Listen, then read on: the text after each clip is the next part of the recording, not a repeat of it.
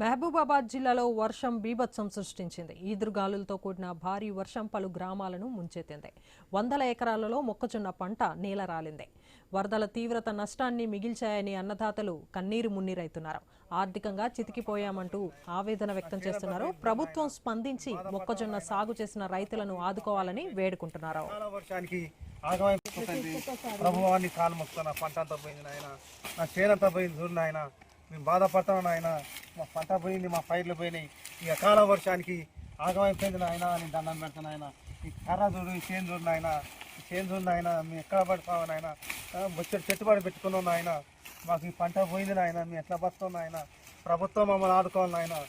ఆయన ఈ అకాల వర్షానికి ఈ పంట నాశనం అయిపోయింది తండ్రి, ఈ కాలం తండ్రి. మాది 3 ఎకరాలు మొక్కజొన్న వేసినాం సార్. అకాల వర్షానికి మొత్తం నేలమట్టం అయిపోయింది.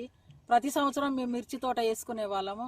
అందులో పెట్టుబడి కూడా వెళ్ళక మాకు బాగా ఆర్థిక ఇబ్బందులు అయి బంగారం కూడా బ్యాంకులలో పెట్టుకున్నాం సార్. బయట అప్పులు కూడా తెచ్చి పెట్టుబడి పెట్టినా కానీ మాకు వెళ్ళలేదని మొక్కజొన్న వేసుకున్నాం సార్.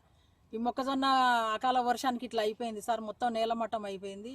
ప్రభుత్వం మమ్మల్ని ఆదుకోవాలని మేము కోరుకుంటున్నాం సార్.